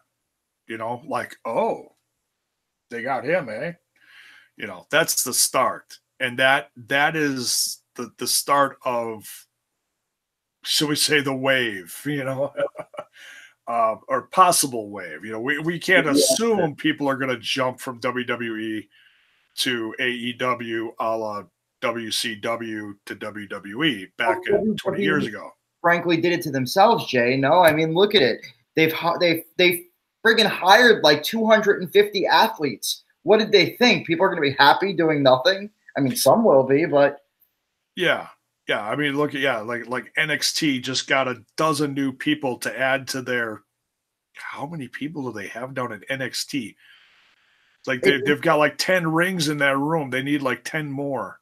Yeah, it's insane. I have no problem with developing talent and seeing where talent stands, but it's obvious that they're just signing these people to snatch them up and keep them from other promotions, and it's ridiculous. Yeah. And yes, or WWE has treated Orton well, but Hogan had to leave WWE for creative staleness. Macho Man had to leave WWE because creative was stale. You know, just because you're treated well doesn't mean that you can sustain yourself on a product program for 20 years and still be interesting. Yeah. Andre comes up with an interesting point. WWE has treated Orton better than they've treated most over the years. There's no way he walks away from that. He has a paycheck the rest of his life, even after wrestling in WWE. I agree. I agree. But he's also got an ex-wife and 5 kids at home with a very attractive, probably wife who loves to shop, 5 times a day. It's hard to say. WWE is probably giving him, same amount of money for a while. It's a business. That is a very good point, Andre. But I don't think with any of these guys we can assume anything. Nope, agreed. 100%. Look, I heard Brock Lesnar might go to AEW. I heard that Brock. I heard that. Oh my God, not enough caffeine. I heard. Gotta swig that Mountain Dew again, man. Paul, yeah, right. I need to grab another one. I'm out of beer too, son of a bitch. Cracking a cold one. It's a soda. Nothing exciting tonight here, folks. Paul Heyman is going to help him in the talks with WWE, UFC, and AEW, apparently after WrestleMania. That's what I've heard. Okay, I like it. I frankly like it. I think Brock Lesnar right now translates to a product like AEW better than he does WWE. Because what's he going to make? 4 appearances a year? That's all they have. Right? Yeah. So it doesn't matter if he's there or not. He doesn't have to be. Whereas in WWE, you sorely miss him not being there. Yeah. And at least if he goes to AEW, you got something new. Yep. And, a bunch of question marks. Yeah. Is he probably going to win? Yeah. But at least he'll have the freedom to do whatever he wants to in the ring. And, I mean, I don't know if it's his choice or Vinnie Mac's choice to have him do 1,000 suplexes in a match in a pin, in a rest hold. And I don't know. I don't know if who's booking that, but I've hated what he's been doing over the last at least 5 years. Did you see his now the match was very unfortunately short. But did you see his past 2 matches with Bryan and Balor? I saw Balor, and that was actually decent. Better, yeah. And Bryan that actually to me looked more like believable in the sense that, oh my God, this other guy may have a chance. And then submission hold out of nowhere, Balor taps, and it's like they did the same thing with Bryan. Both were great matches, and honestly, Lesnar has said that he prefers to work with that style opponent, the smaller guy that can put up a big fight against them, and then he wins with an F5. But both matches were great. I think those were 2 of his best matches in the past 2 or 3 years. AEW, certainly more diverse. Yeah, and I thought Finn should win that match, but whatever. Oh, you know how many people were dying for that? It's like, oh my God, he finally gets his chance at the Universal Championship that he never lost in the first place. He had to give it up, and then Brock wins. I was like a 12-year-old, bro. I had my Balor Club shirt on. I was rocking a white Bullet Club hat, sitting with my kid. Horrible makeup on your face. No. Oh, yeah. No, I had it going down my chest, the tongue to my belly button. It was great. Kid is still in therapy. Mommy, what is Daddy doing? Mommy, why did Daddy steal your lipstick? Don't pay attention to Daddy's belly. Oh, jeez.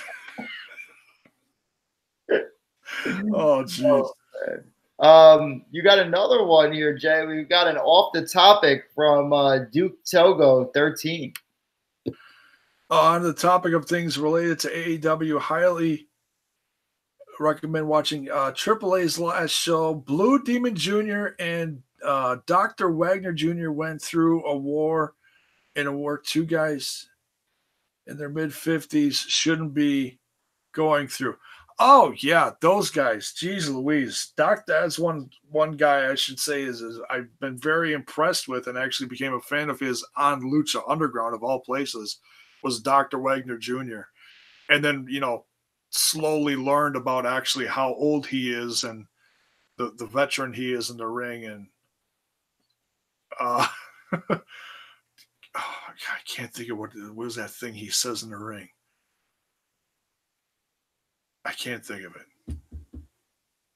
And I've watched a bunch of his matches within the last couple of years. But anyways, bueno, or something. He's funny. But yeah, those guys. I was gonna watch it, but I was watching something else. Bien. What's that? He says bien. Bien, yeah. Bien. Bien. Brock Lesnar and his bad attitude, his greedy nature just needs to go away in the sunset.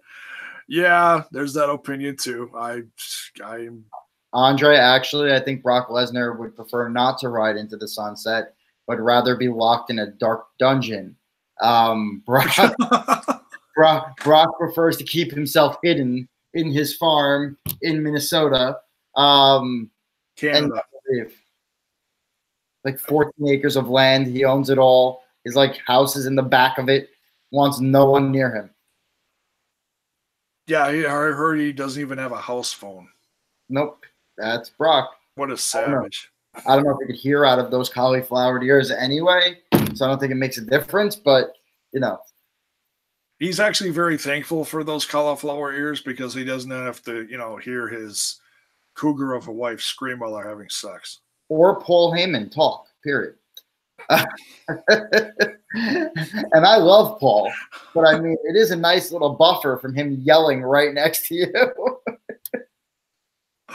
Oh God, that's crazy. Andre, I am now not acknowledging that statement. Balor belongs on 205 Live. No, you know what? I actually said that last year a lot. When they weren't, doing anything with Balor and they were looking for people to boost 205 Live, I was saying that a lot on here. I was like, okay, before they sent him over there, I was like, throw Enzo over there. I was looking at the whole roster, looking at stats. I'm like, okay, who's 200 pounds? Brian over there. I mean, literally. Yeah, exactly. I'm like, Balor, oh God, I can't think of the guy's name. Bobby Roode's tag team partner. Chad Gable. Thank you. Gable. He's 205 pounds. Yep. As soon as he lost Jason Jordan as a tag team partner and they started doing singles stuff with him, which lasted 2 seconds unsuccessfully. It's just hard for me, man. I'm a Prince Devitt guy. I'm a Fergal Devitt guy. I've been watching him from the Indies. I realize he was a junior weight over there, but I know how much potential that guy has. I also know that he's a locker room leader on Raw, whether they put a title on him or not. I think there's just too much potential that could have been utilized as a heavyweight. Well, not like a non-heavyweight heavyweight. Yeah. That they didn't tap into, and that's why I say no 205 Live. Look, there's nothing wrong with 205 Live. Drew Gulak, Buddy Murphy, Mustafa Ali. The list goes on of incredible talents that they have there that they just can't get eyeballs on. But I think that Balor belongs where he is. They're just not using him right. They just unfortunately have the same 5 good guys against the same 5 bad guys all the time. Well, and that would be a huge fix. That'd be a huge fix for WWE's product, right? You have 3 succinct brands. I realize that, you want to keep them separate, but why can't Adam Cole just randomly show up on Raw and challenge Seth Rollins, right? Why can't Daniel Bryan walk on to you're owned by the same company. There's no reason you can't front the product up that way. Yeah, they should. Instead of all this, NXT and look who from NXT is going to evolve. It's like, who's that benefiting? I don't know. And NXT is the best roster and the best show in WWE. So I mean, it sure is. I'm sure it draws more people in a sense to the Evolve shows because all of their guys from Evolve are going to the WWE. I shouldn't say all of them. So some of them are not. Fred Yehi went to MLW. Paige went to Impact Wrestling. So shit, who's that guy? That one guy from that one stable, son of a bitch. He went to Ring of Honor. He's one of their newest guys, and he's in that new stable with Juice Robinson. Lifeblood. Yes. The worst named stable in the history of professional wrestling. It's random. We are lifeblood of Ring of Honor. Oh, and by the way, not a single person in this stable actually matches either. We've got the Flamboyant Juice teaming with Bandito. Just so random. Emma, okay, let's just throw a bunch of people and we're going to restore Ring of Honor. I get it. Dave Finlay? I'm not sure if Dave Finlay's in it. He might be. Some dude with long hair is. I can't think of who it is.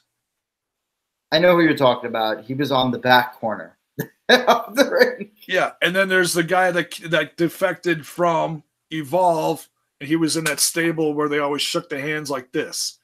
I can't think of what the hell of his name was.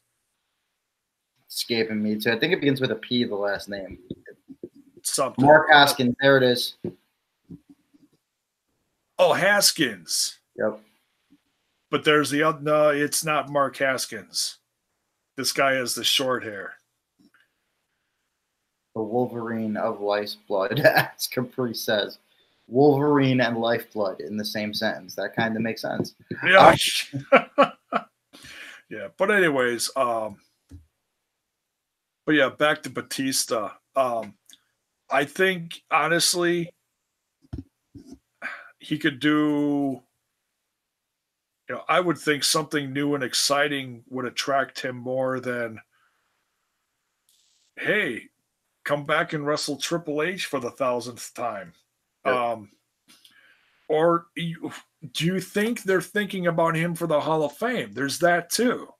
They haven't announced anyone for the Hall of Fame yet, have they? I've heard a couple of names. I know that one, I don't know if it's announced or not. I think there was a leak.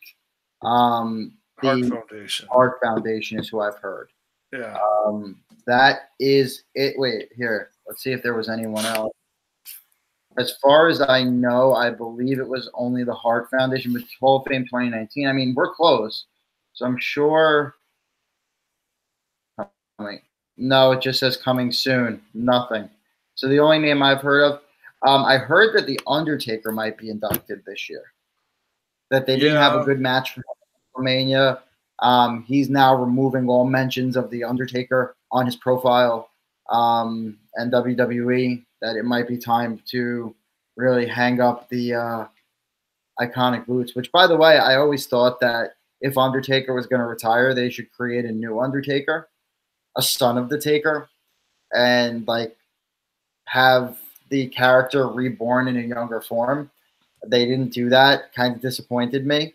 Look at a guy like Baron Corbin that has zero charisma, right? Could have had him just paint himself dark and walk out, and paint himself light and walk out and call it New Undertaker, right?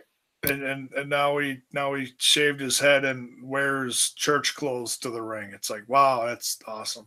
That is not the guy that we started out with. AKA, you wanted him to wear a shirt, and that was your best way of doing it. And made him a GM. Yeah, that was horrible.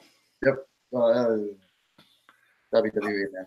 Hot Sauce Tracy Williams. Thank you, W. That's exactly who I was thinking of. He can get a sponsorship from Tabasco. I will make sure to call them. Their advertising agency is out in California. We'll see what we can do for him. I put that shit on everything. Remember, that's what I do for a living. I sell advertising. I see a brand name, and I can tell you exactly who it is that's coming up with that slogan, which is kind of crazy. Right. There you go. Um, so who do you think if he picks anyone? I mean, because like he's got a million movies and stuff coming up with a schedule. Um, who do you think Batista would go with? Just a guess. He's not done with wrestling. I don't think he is in any way, shape, or form. Remember, he's getting up there in age. He is. He's creeping up on 50. 50. Like, yeah. He debuted much later than most. I think he was in his it's almost like a Diesel situation, right? Where he debuted a little bit later. I was gonna say like DDP. Oh, DDP is ridiculous. Didn't DDP like debut in his 40s? I think he did. Mid to late 30s, I think. Yeah. My guess is he will go back, have his one feud with Triple H, and call it a day. Maybe get a Hall of Fame contract. Sell merchandise.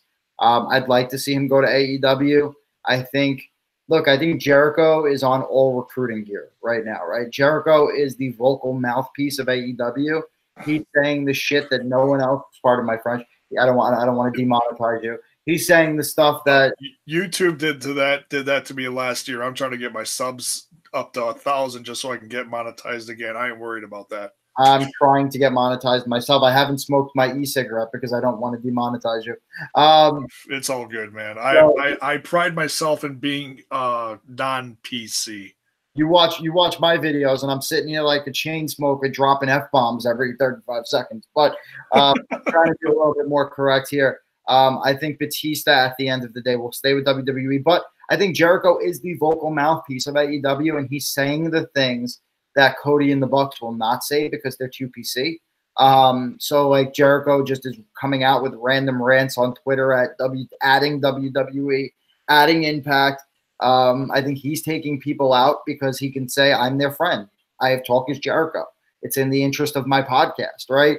And I think that's how they're getting around recruitment as well, because it's coming under the guise as Jericho. Cody's not calling people. And Chris Jericho just launched Rock and Rager Cruise #2, and that is going to be a drawing point for who knows how many people outside of AEW to work with them. I mean, they didn't say that but it's going to come up. It's the Rock and Ragers are going to have AEW on it. But that's also one of those things that it's not going to be just AEW.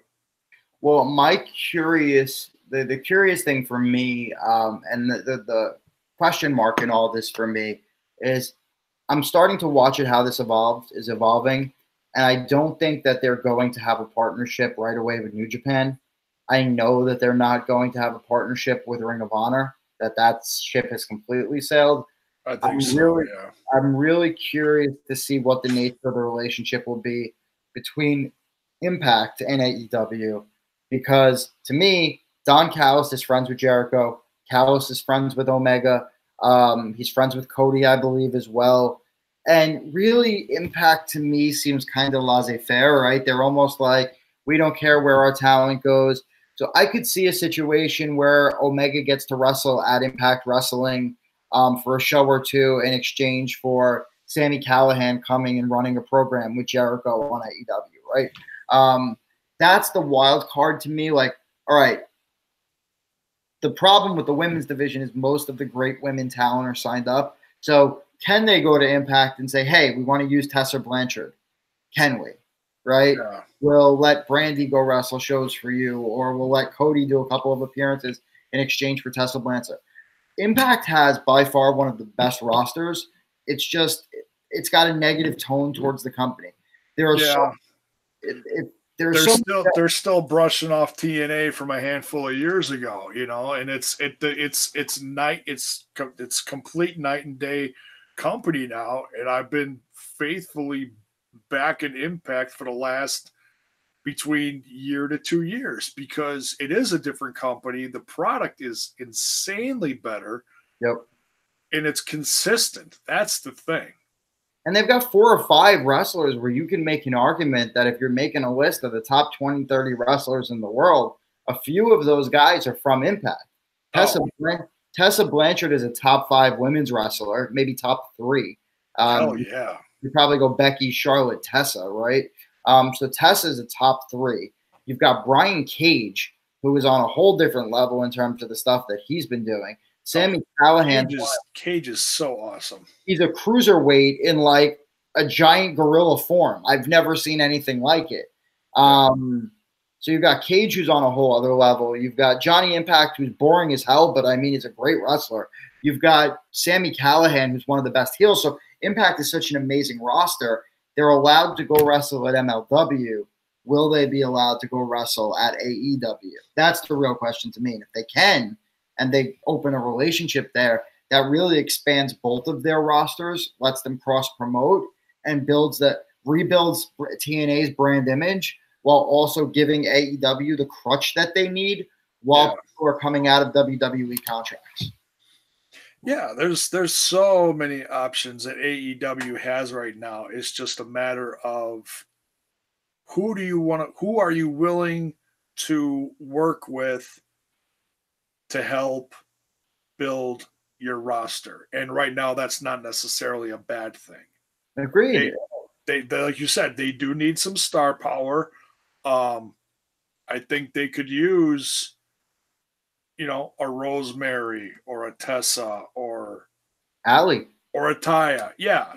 Any one of those would be a tremendous addition to any women's roster. Hell, Tessa's on WoW and Impact Wrestling. That says something. Tessa, Pentagon, and Phoenix, and Sammy Callahan would be named if I was to make a top 30 list. Same here. Oh yeah. Yeah, and I'd throw, as far as tag teams, I'd throw LAX and the guys from OVE. They're so underrated. Oh my God. I've actually been paying attention to them a lot more this last several months. Amazing. Yeah. The stuff that Jake and Dave Chris do, geez Louise. Oof. And it's funny. I agree with you. And I think if we're looking top 3 of tag team, I think the number 1 tag team in the world is the Young Bucks. Number 2 is the Usos. And number 3 is Pentagon and Phoenix. So, I mean, literally, you can't go wrong. The Impact has people at the top of every list. I think Usos have certainly, I haven't watched them recently, but I think when they turned heel and started doing those crazy promos, I think that gave them a chance to kind of get out of their bubble a little bit. Okay. And I know a lot of people didn't like it. I liked it. I liked it too. And I think that's what actually made them the stars that they are now. That whole play in the paint garbage that they did for so long was so boring. Now they've almost made Welcome to the Uso Penitentiary boring too, because it's WWE. But when that first came out, that was amazing. So yeah, I agree with you. Yeah. Oh, and they're feeding off of each other and spitting rhymes and stuff like that. It's like that reminds me of like old school Beastie Boys. I love that shit. That's that caught my eye immediately. I was like, oh, that's hot. Yep, couldn't agree more. They were perfect. They're twin brothers. They're perfect together. I never understood why, when that happened, they didn't flip Roman heel and put him with them and make them like some new form of the Samoan dynasty with a heel Roman Reigns and a heel Uso. Instead of Welcome to the Uso Penitentiary, it could have been like Welcome to the Samoan Penitentiary or something, The Samoan standoff or something. Yeah, something. There's a promo that Roman cut in NXT before he went to the main roster where he was in a suit. You can go look this up. It's one of the best promos Roman cut in his entire career. It was short, it was sweet, it was simple, and it was... I remember watching it. This is, oh my God, this goes back to like 2012, 2013, whatever it was, before The Shield. And I was like, man, if they ever did that on the main roster with Roman Reigns and then stuck, like you said, stuck the Usos with them and built like a Samoan mafia kind of deal, you know, where they all show up in suits and, you know, thuggish or whatever, that'd have been It would have dope. been amazing. But that would involve, you know, non-soap opera writers actually thinking about what makes sense for a wrestling program. Yeah. I mean, end of the day. Yeah, to, you know, get their heads out of, you know, Beverly Hills ass, you know, or something. Writing on Rodeo Drive. Oh my goodness. I think we've exhausted all of the AEW talk for this evening. Were there any other bullet points you wanted to discuss before we get out of here? No, I mean, it's been an interesting couple of weeks. Like I said, so much happens with AEW that, and Jay, I 100% agree with you. I'm trying to keep up in coverage myself.